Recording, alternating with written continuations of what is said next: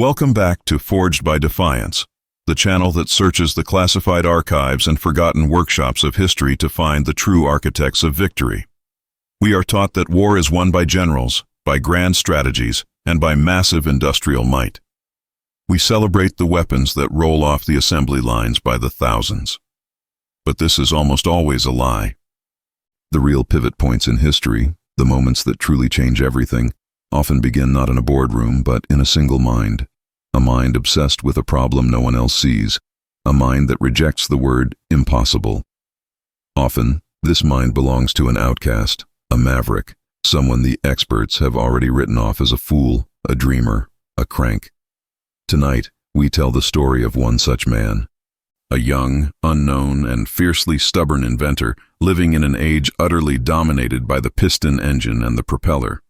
He alone saw a new way to conquer the sky, a vision of pure reaction, of fire and speed, that his superiors called a fantasy. They rejected his mathematics. They mocked his proposals. They called him crazy. So, with no funding, no official support, and in a dusty, disused shed, he built it anyway. He built the future in secret, while the world marched toward a war that his invention would ultimately redefine. This is the crazy inventor who built a jet engine in a barn and changed air combat forever. Before we ignite this incredible story, if you believe that the lone genius, the defiant inventor, is the true engine of history, then I need you to join our squadron. First, hit that subscribe button and ring the bell. It's the only way to ensure you get these declassified reports from the front lines of innovation. Second, hit that like button. It tells the algorithms that these stories of defiance and genius must be seen. And finally, drop a comment down below. Tell us what country and city you're watching from. It is a profound inspiration to see our global community of history and aviation enthusiasts united. In the year 1928, the sky belonged to the propeller. It was an immutable truth, a religion. The entire breathtaking high-stakes world of aviation, which had gone from a canvas kite at Kitty Hawk to a global phenomenon in just 25 years, was built on the back of the internal combustion piston engine. The gods of this religion were men who built engines like the Rolls-Royce R engine, a V12 monster that propelled the Supermarine S6B to victory in the Schneider Trophy races. A symphony of perfectly machined pistons, valves, and superchargers. The future, every sane engineer at every major company, Rolls-Royce, Pratt & Whitney, Bristol, believed was in refinement. More power, better aerodynamics, higher octane fuel, more complex variable pitch propellers. They were climbing a mountain, and they were all focused on reaching a slightly higher peak. But there was a young, brilliant, and deeply difficult 21-year-old Royal Air Force flight cadet who wasn't just looking at the peak. He was looking at the wall they were all about to hit. His name was Frank Whittle.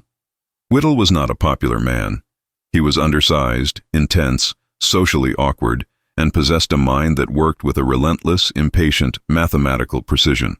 He was a gifted pilot, but a deeply insubordinate one.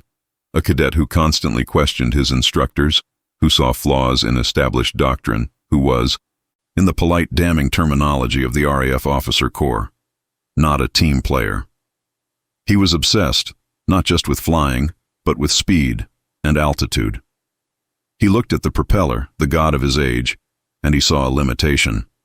He saw the physics.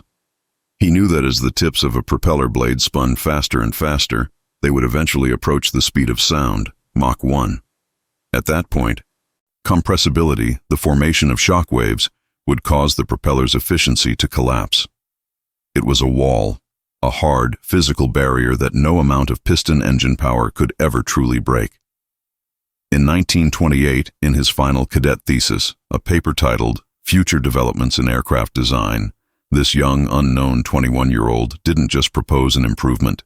He proposed a revolution. He proposed a new form of propulsion altogether. He dismissed rockets as too fuel-hungry. He dismissed the complex motor jet ideas that were floating around. Instead, he laid out, with a stunning, simple mathematical elegance, the case for the gas turbine. A new kind of engine, an engine that breathed. It would suck in air, induct, squeeze it with a compressor, ignite fuel in that compressed air, combust, and then blast the resulting high-velocity gas out the back. The escaping gas would spin a turbine, and that turbine, on a common shaft, would drive the compressor at the front, making the entire cycle self-sustaining. It was a continuous roaring reaction. It was a controlled explosion, a jet of fire that would, in theory, be unaffected by the propeller's limitations, an engine that would actually become more efficient at the high altitudes and staggering speeds that would shatter a propeller. It was, in short, the jet engine. He submitted his paper. He waited, his mind already calculating thrust-to-weight ratios, certain that the Air Ministry would see the genius, the necessity of his idea. The response that came back was not just a rejection, it was a patronizing, soul-crushing pat on the head.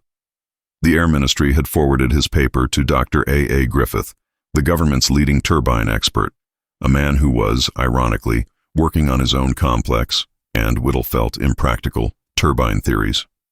Griffith's official reply was a death sentence.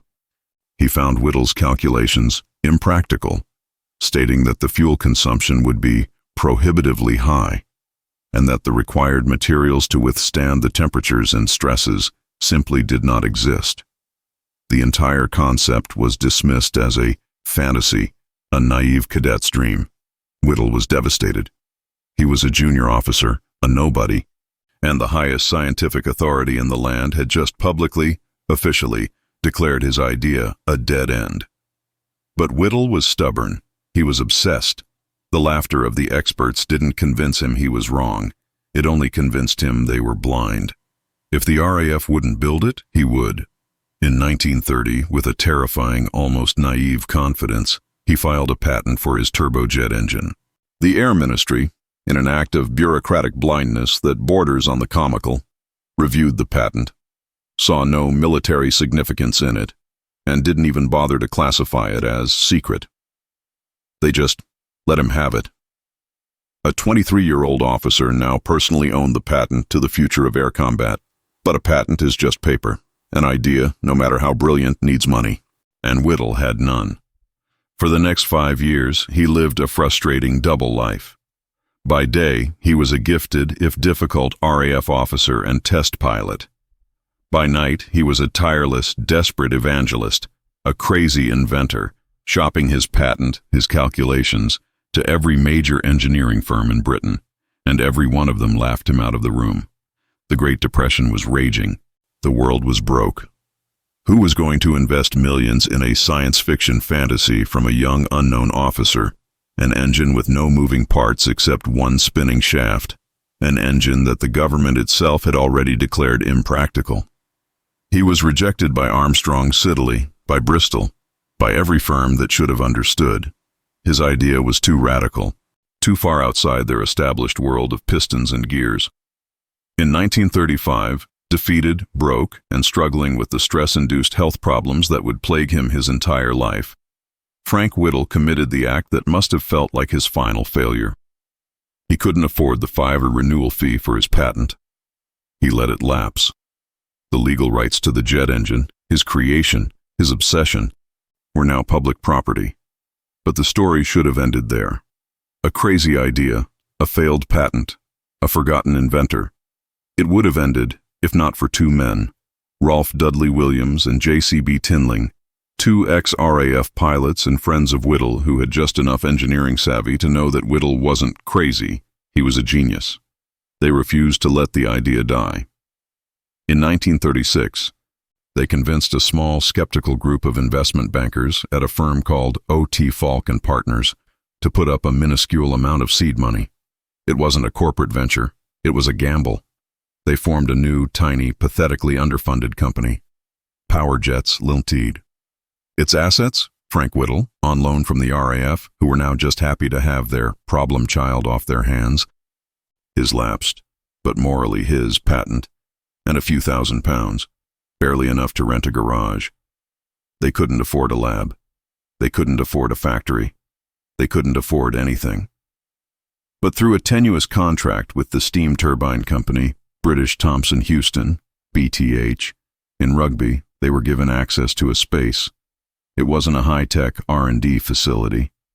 It was a barn. A disused, filthy, forgotten corner of a BTH foundry in Lutterworth, a place with a leaky roof, a dirt floor, and a single, inadequate crane. It was here, in this industrial shed, in almost total secrecy, with a skeleton crew of skeptical BTH mechanics who thought the entire project was madness, that Frank Whittle, the rejected inventor, began to build his engine. He wasn't an engineer-in-chief. He was a scavenger.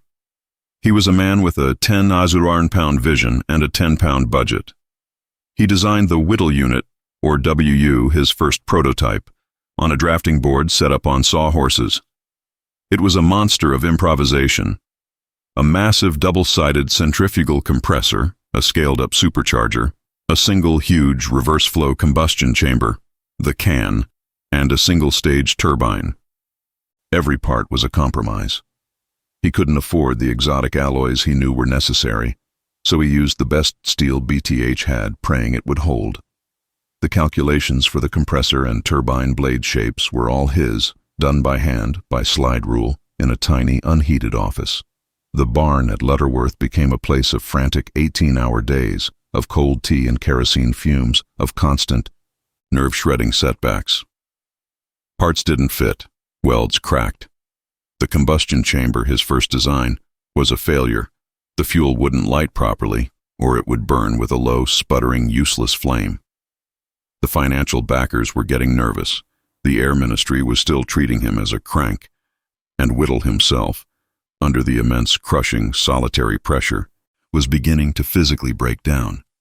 He was a man possessed, running on nothing but nicotine, caffeine, and a furious, white-hot conviction. Finally, in April 1937, after months of redesigning the combustion chamber, of remachining the turbine blades, of willing the machine into existence, the first prototype, the WU, was bolted to a concrete test bed, a bed plate, in the middle of the barn. It was a 1,000 pound tangled mess of pipes, sheet metal, and pure, terrifying potential. The day of the first test, April 12, 1937, the team was skeletal. Just Whittle and his handful of loyal mechanics. They cleared the barn, taking cover behind a hastily erected blast wall of sandbags. Whittle, his hands shaking so badly he could barely grip the valves, started the sequence. The electric starter motor spun the compressor up, a rising, high-pitched whine. He cracked open the fuel valve. He hit the ignition, and the sound. It was a sound no one in that barn, no one in England, had ever heard before. It was not the familiar rhythmic pop, pop, pop of a piston engine. It was a roar, a deep, guttural, continuous roar, a sound like a giant blowtorch, a sound of pure, unrestrained fury. A moment later, the roar was joined by a new, terrifying, rising shriek, the sound of the turbine catching, spinning, accelerating on its own. It was working. The combustion was stable. It was self-sustaining. And then, the roar turned into a scream.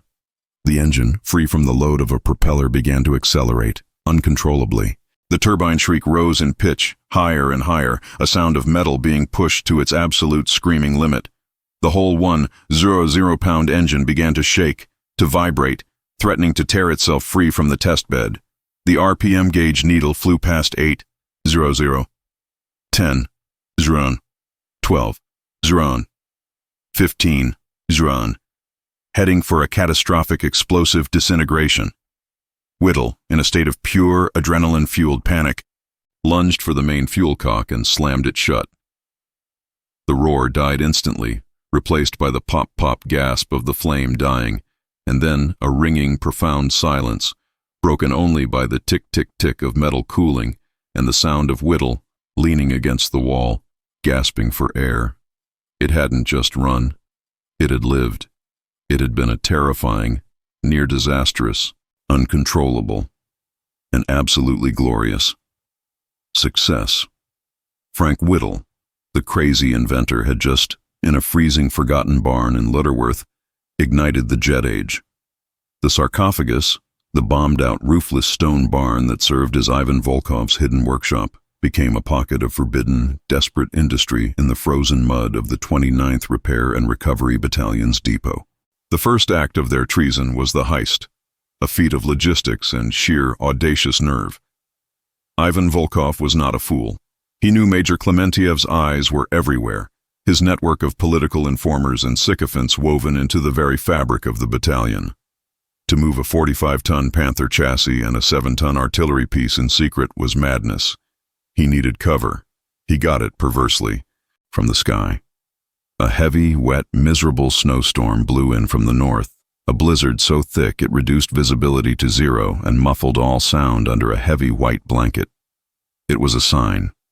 Under the cover of this howling, icy gale, in the dead of a 3 a.m. darkness, Ivan and his 3 most trusted men, Misha, a master welder from Tula whose hands were as steady as a surgeon's, Sergei, a grizzled engine man from Stalingrad who could coax life from any dead piece of metal, and young Pyotr, a scavenger, who knew the boneyard better than his own mother, committed their crime. They didn't dare use the M30 recovery tractor. Its engine whine, even in a blizzard, was too distinct. Instead, they used the brute, silent force of 2 cannibalized T-34 transmission winches anchored to the barn's foundation, slowly, agonizingly, dragging the dead, massive hulk of the Panther chassis across the 300 meters of frozen mud, its jagged, broken tracks groaning in protest, the sound lost in the howl of the wind. It took 4 hours. 4 hours of strained metal, snapping cables, and whispered, terrified curses, before the dark, angular, German shape was finally inside the sarcophagus, hidden from the prying eyes of the morning. Dragging the A-19 field gun was easier, but felt no less heretical. It was a holy weapon, a tool of the motherland, and they were, in effect, stealing it. By 0700, as the first weak gray light of dawn tried to penetrate the blizzard, the barn doors were sealed. A new quarantine typhus sign was nailed to the front, a grim deterrent, courtesy of a sympathetic battalion medic who owed Ivan a favor. The sarcophagus was now their secret world, their forge, their cathedral, and their potential execution chamber. The paranoia was a physical choking presence, thick as the welding smoke that soon filled the barn. They worked only at night, their world lit by the single, sputtering blue-white hiss of Misha's welding torch, a sound they tried to mask by running a salvaged, mufflerless diesel generator at the far end of the depot. Every distant shout, every clank of metal from the legitimate repair bays, every unexpected footstep outside their door, sent them freezing in place, their hands grabbing for their service pistols, their hearts hammering against their ribs. They were not just mechanics. They were conspirators, engaged in an act that Klementiev would see as nothing less than sabotage and collaboration with the fascist enemy. Ivan, consumed by his cold, logical fury, was a man possessed. He was the architect of this abomination, his chalk lines stark and white on the dark, captured steel. He was fueled by a diet of black, bitter tea, stale bread, and a relentless, burning image of the T-34 crews he had failed. He was not just building a tank. He was building an argument. He was building a 60-ton, steel-plated, I told you so. The first challenge was the heart. The Panther's 700-horsepower Maybach V12 engine was a masterpiece of German engineering, a complex, high-performance, over-engineered nightmare. Sergei, the engine man, a man who loved the crude, simple, brute-force reliability of the T-34's V2 diesel, spat on it. Fascist magic box, he'd grumble, his hands deep in its intricate guts. Too many parts, too delicate. It is like a watch. You do not put a watch in a tank. But it was the only engine they had that could move this much weight. It was miraculously intact, shielded from the blast that had destroyed the tank's turret, but its fuel injection pump was cracked. They had no spares. A T-34 pump was a crude, simple thing. This was a high-precision instrument. For 2 days, the project was dead, stalled by a single complex part. Ivan, in a fit of desperation, sent Pyotr back to the boneyard, to the carcass of the second Panther wreck, the one that had burned out completely. Pyotr returned hours later, a ghost covered in soot and ice, Kal clutching the salvaged pump. It was half-melted, scorched, warped, but the core was intact. Sergei spent a full day and night in a frenzy of filing, lapping, and cursing, cannibalizing parts from a T-34's pump, forcing the two philosophies to merge through sheer, stubborn will. On the third night, he hit the starter. The Maybach engine, fed by a jury-rigged Soviet fuel pump, sputtered, coughed a thick plume of black smoke, and then it roared to life. The sound was a deep, throaty, powerful rumble, a sound of pure, refined horsepower that was utterly different from the clatter of their own diesels. It was the sound of the enemy, and it was now their servant. They had to muffle it instantly, shoving sandbags against the exhausts, their eyes wide with terror and triumph. The beast had a heartbeat. Now, the surgery. Ivan's design was a masterpiece of battlefield expediency, a brutal marriage of the parts he had, not the parts he wanted. The Panther's turret ring was damaged beyond repair. This was a blessing. A turret would be too complex, too slow.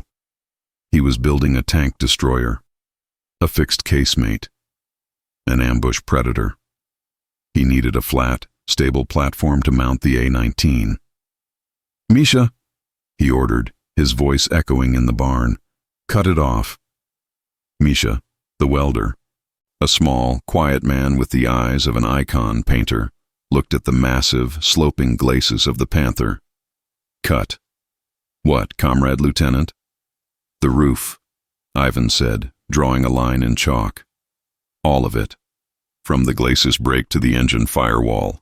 We are giving it an open top, like a grill, but stronger." For 2 days, the barn was a hell of screaming metal and fountains of sparks.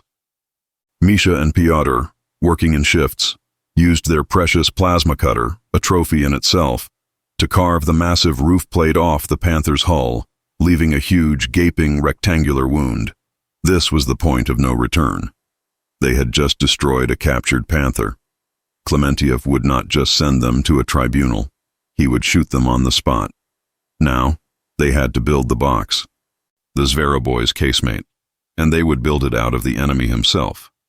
Ivan had them harvest the steel, the thick 80mm frontal plate of a destroyed Panzer IV, the side plates from a burnt-out Stug, the thick cast steel mantlet from a wrecked KV-1, a piece of Soviet steel to add to the mix. Ivan was an engineer, a man of physics. He understood one thing the Germans had mastered: sloping. "No vertical plates," he roared at Misha, as the welder prepared to fit the first piece. "Angle it. Angle everything. Make the shells bite. Make them turn. I don't care if it's ugly. I care if it's smart." Misha, the artist, was forced to be a brute. He wasn't welding. He was stitching a monster together. The plates didn't fit. They were jagged, warped, pockmarked. He had to cut and hammer and curse and then weld, not with the clean, precise seam of a factory, but with thick, ugly, overlapping scab, welds, piling metal onto metal, 3, 4 passes, creating a hideous, bubbled scar tissue that was, in its own way, stronger than the original plate. They built a low-profile, sloping box-like casemate that replaced the Panther's turret. It looked wrong. It was a cubist nightmare of mismatched angles, a patchwork of German yellow and Soviet green, all of it scorched black by the torch. It was a bunker, welded onto a racehorse. It was terrifying, and it was empty. Now, the final act. Mounting the God, the A-19, a 7-ton field gun, complete with its massive, complex hydraulic recoil mechanism and a breech block the size of a man's torso.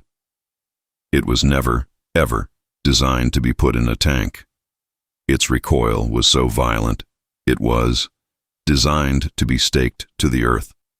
Ivan knew that if he just bolted it to the Panther's floor, the first shot would rip the gun out of its mounts and send it flying out the back of the casemate. He had to dissipate that force.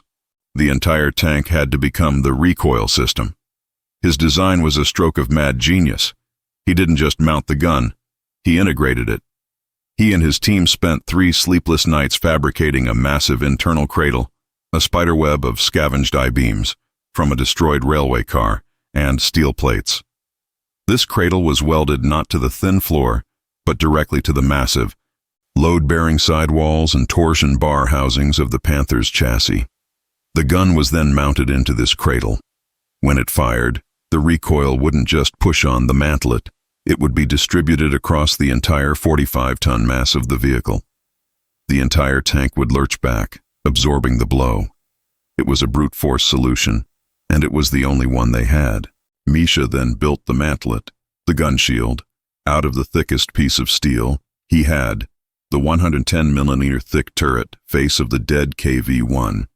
He cut a hole in it, and they fitted it around the A-19S barrel, a thick, ugly, rounded shield that gave the angular beast a single glaring cyclopean eye.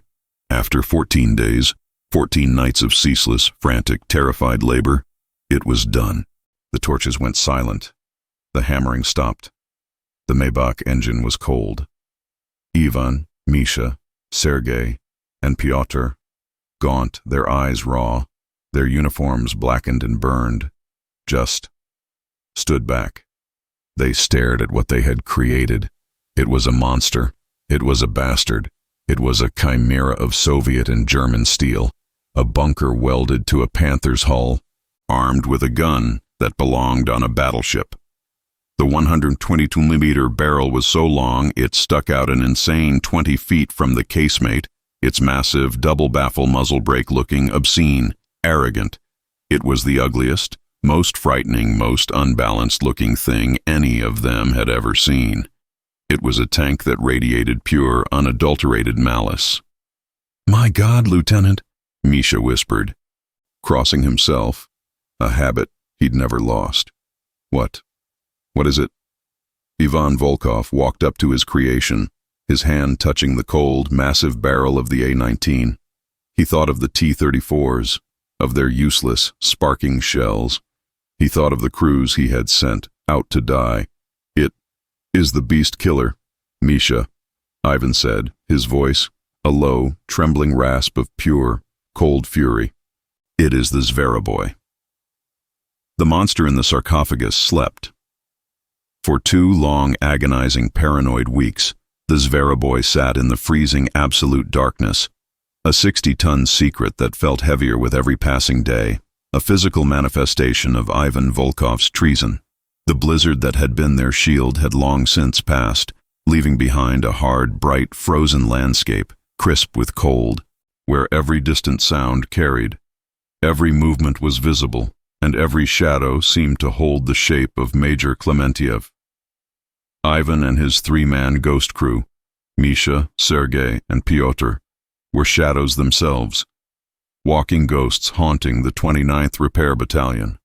They worked their normal, grueling 16-hour shifts in the legitimate motor pool, their bodies screaming with exhaustion, their hands raw from the sub-zero steel, their minds on fire, their every interaction poisoned by the colossal secret they were keeping.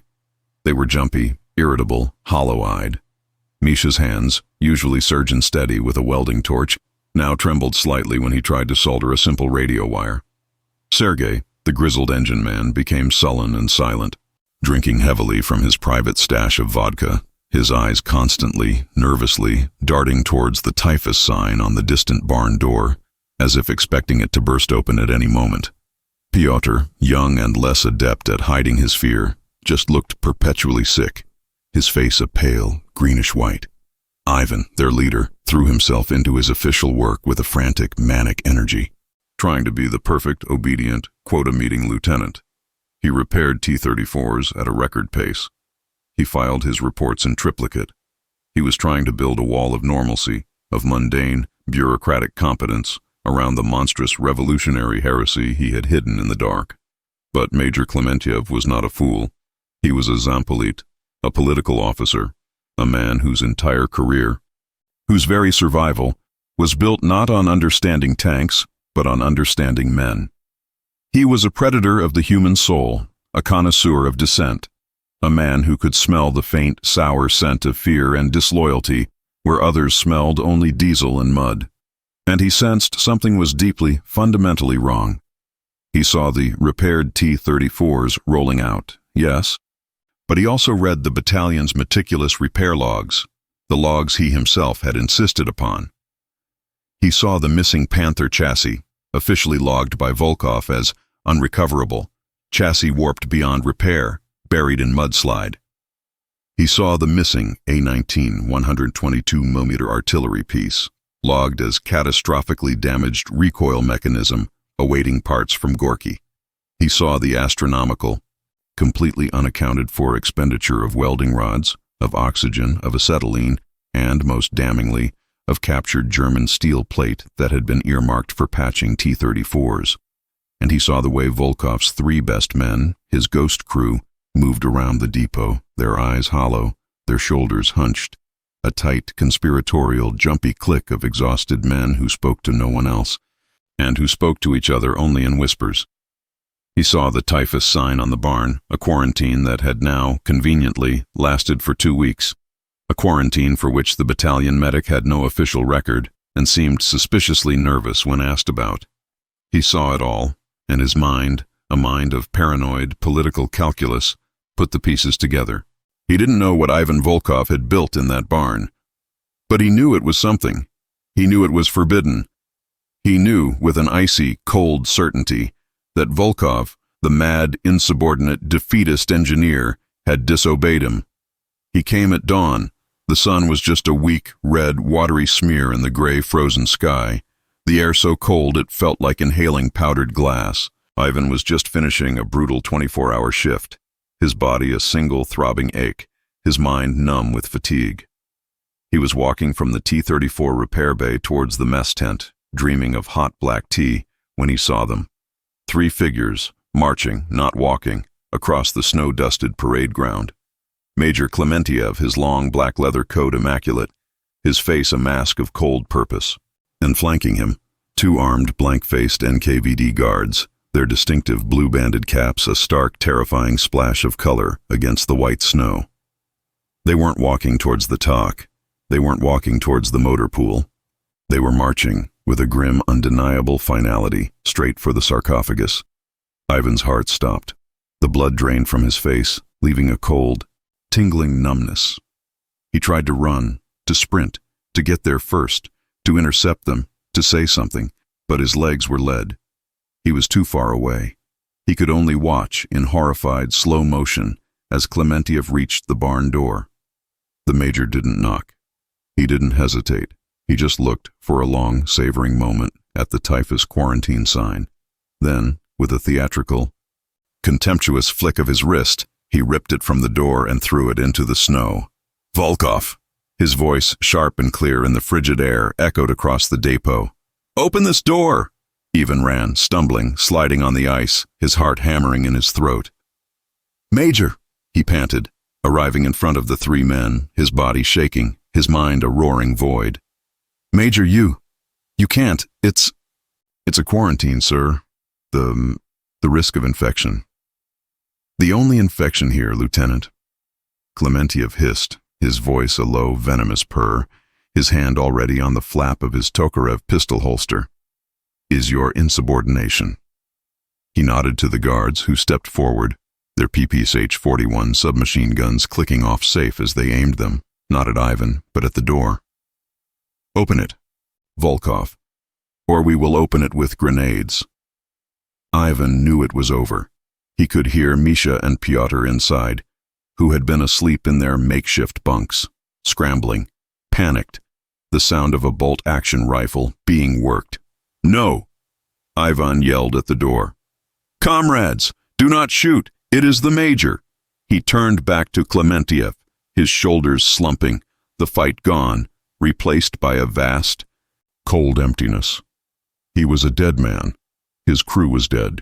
He slowly, his hands trembling, undid the heavy iron bar that sealed the door. He pulled it open. The heavy oaken door creaked, groaned, and swung inward, into the near-absolute darkness of the barn. For a moment, nothing.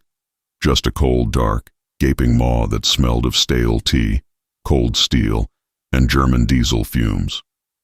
Klementiev and his guards stepped inside, their eyes adjusting to the gloom, and then they saw it. It was silhouetted against the one, dirty, snow-clogged window at the far end, of the barn, a shape so vast, so wrong, so utterly alien, that it didn't seem real. The faint morning light gleamed, dully, off the long, obscene barrel of the 120mm gun. It glinted off the sharp, faceted German angles of its patchwork armor. It was a beast, asleep in its lair, a 60-ton symbol of Ivan's pure, undiluted treason. The two NKVD guards gasped, an involuntary hiss of air, their hands instinctively raising their PPSH submachine guns, their fingers tightening on the triggers, as if to ward off a demon. Klementiev just stared. His face, which had been a mask of triumphant anger, went chalk white. The blood drained from it, leaving behind a waxy, stunned shock. He wasn't just looking at an unauthorized tank. He was looking at a blasphemy, a heresy, an ideological nightmare. "Volkov," he whispered, his voice a dry, ragged hiss. "What, in the name of the motherland, have you done?" I built a solution, Major," Ivan said, his voice surprisingly steady, the terror of discovery being burned away by a final, defiant surge of pride in his creation. "You wanted T-34s. They are coffins. This is a beast killer. This is sabotage." Klementiev shrieked, finally finding his voice, his hand ripping his Tokarev from its holster. "This is treason. You have wasted state resources, precious time, on this monument to fascist design. You are a wrecker, a Trotskyite collaborator." He aimed the pistol, his hand shaking violently, not at Ivan, but at Misha, who was cowering behind the tank's massive track, his face pale. "You will all be shot, right here, you will." And then the world ended. It wasn't Klementiev's pistol. It was a sound so deep, so low, it was felt more in the teeth than heard. A rolling, rhythmic, thump, thump, thump, thump that made the very ground of the barn vibrate. It was not their own artillery. It was incoming, heavy incoming. Before anyone could react, the first shell hit. A 150-meter Nebelwerfer rocket, the Germans, screaming Mimi, struck the main motor pool, not 50 yards away. The explosion was a deafening whoomp crack, a blast so powerful it blew the last remaining tiles off the sarcophagus roof, showering them in dust, ice, and splinters.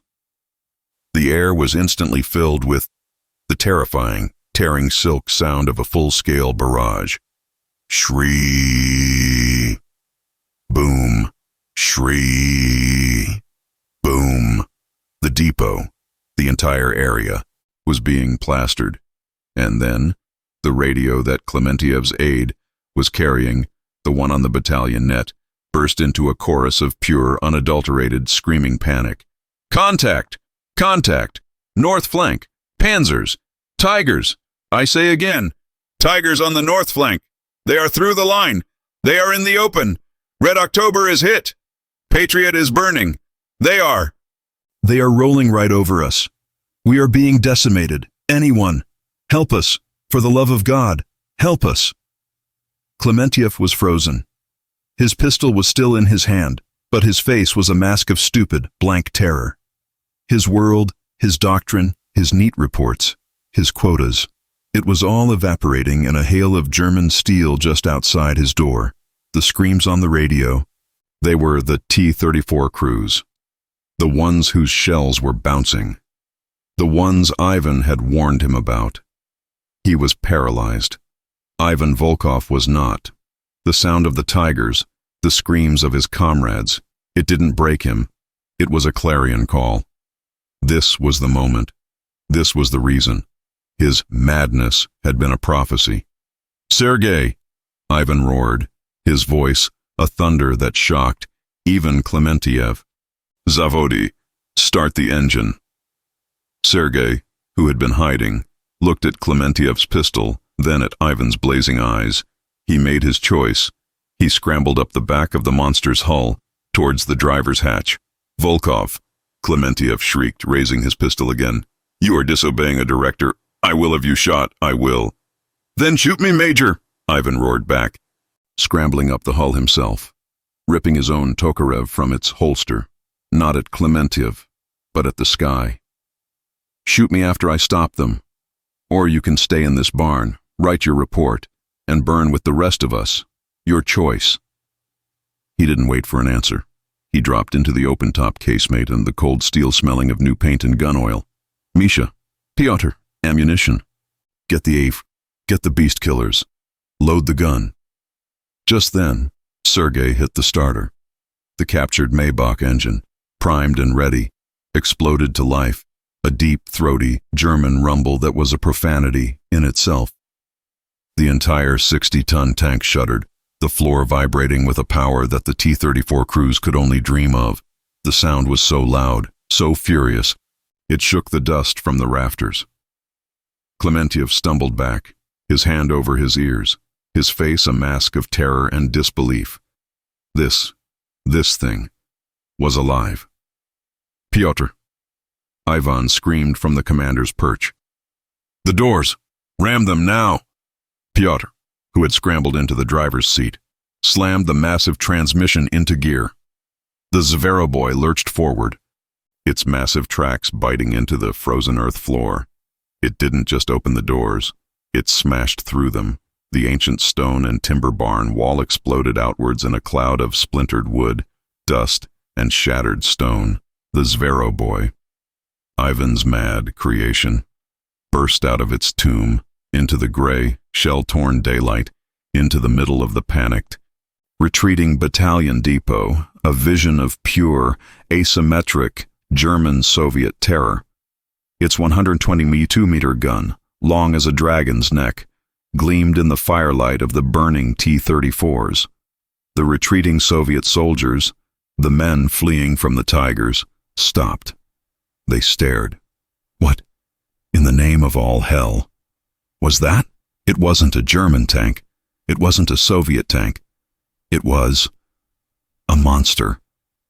And it was on their side.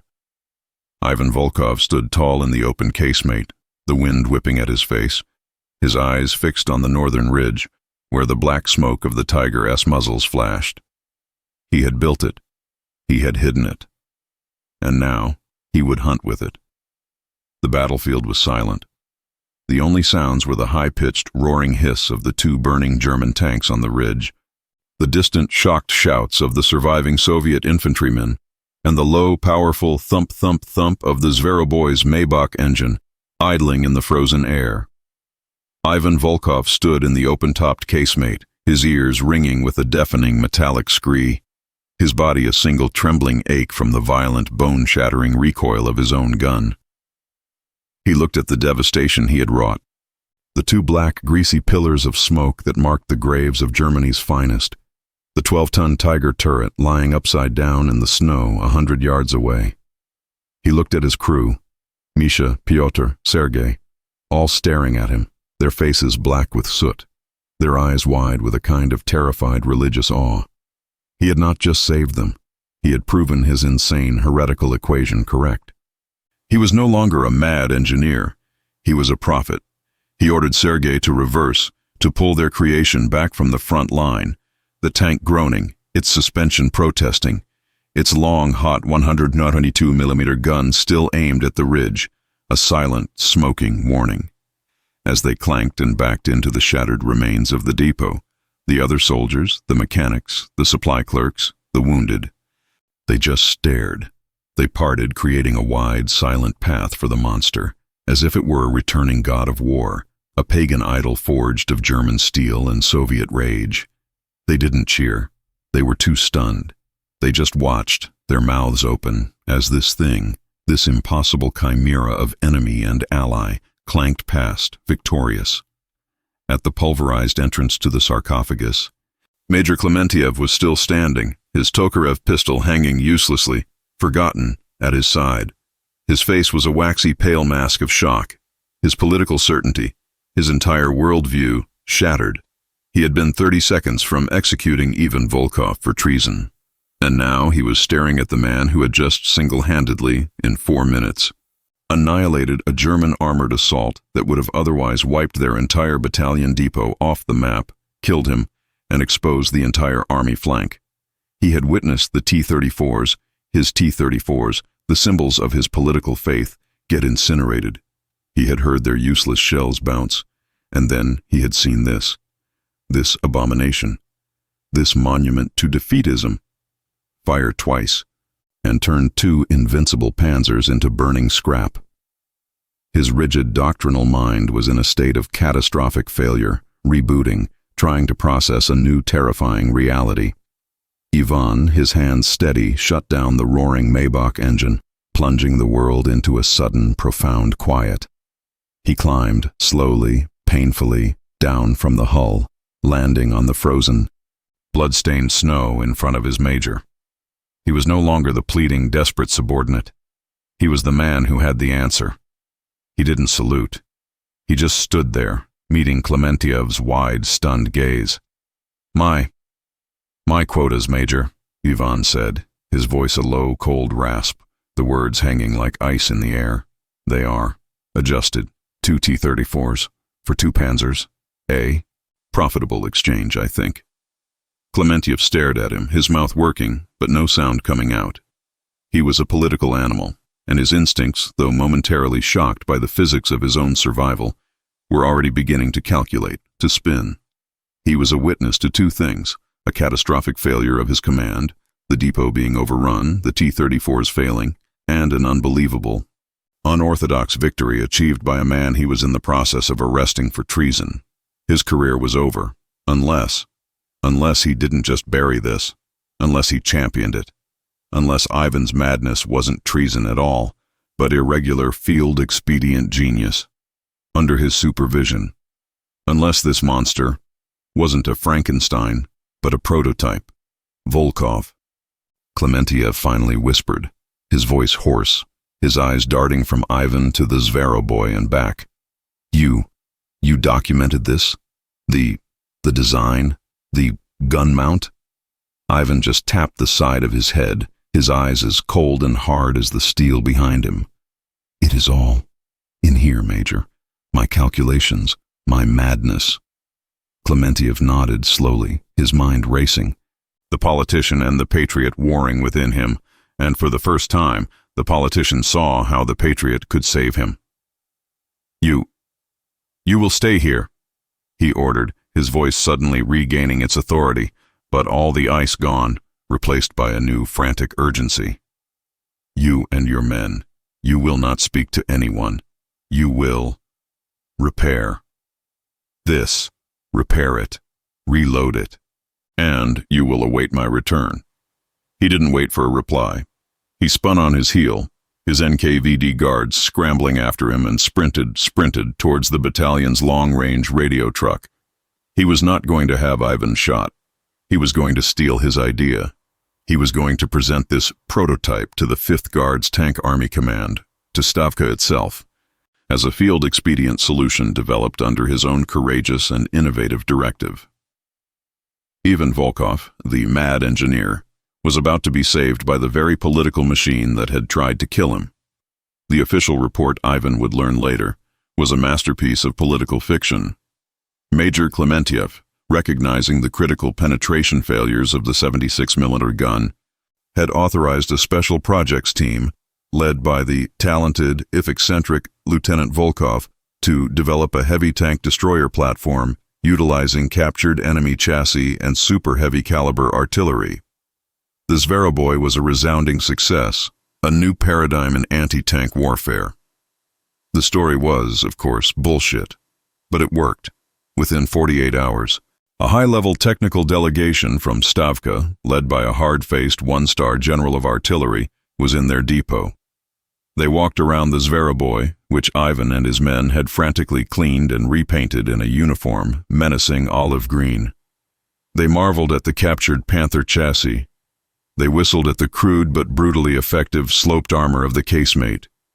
But mostly, they worshipped the gun. They measured Ivan's internal recoil cradle. They ran their hands over Misha's ugly welds. They looked at the after-action reports, the sworn testimony of the infantrymen who had witnessed the Tiger vaporize. The general, a man who understood guns better than he understood politics, just looked at Ivan, his eyes full of a terrifying, cold professional respect. "You did this," he said, not a question. "With scrap?" "Yes, Comrade General," Ivan said. "We used what we had." The general nodded. "You are a madman, Lieutenant, an absolute, irresponsible madman. And you are a genius. You are promoted to captain. You are being reassigned to Chelyabinsk tonight. You are going to show our factory engineers exactly how you did this." Ivan Volkov, the unknown mechanic, vanished from the front lines. His Zveroboy, his glorious bastard child, was deemed too unreliable, too non-standard for field use.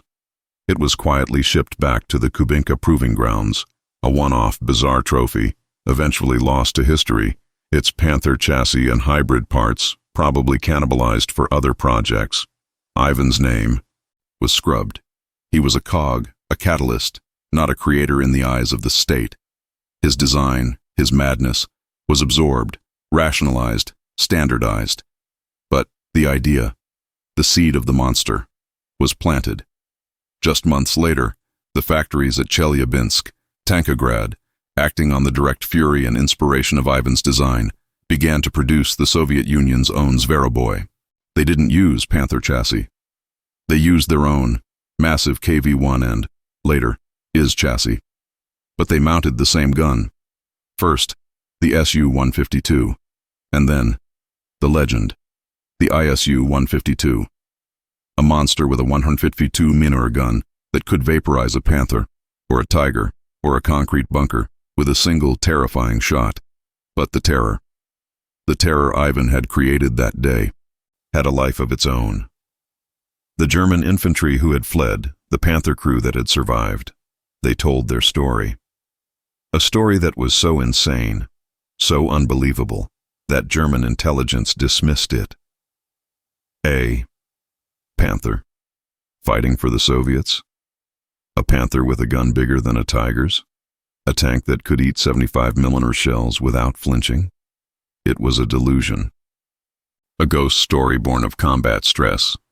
But the tankers, the men on the front, they believed it. They started to see shadows. They started to hesitate.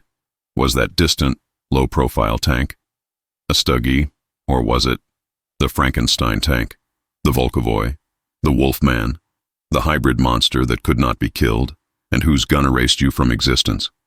Ivan Volkov, the mad engineer, his name lost to the official records, had done more than build a tank. He had built a psychological weapon, a terror, a ghost that would haunt the Nazi Panzerwaffe for the rest of the war.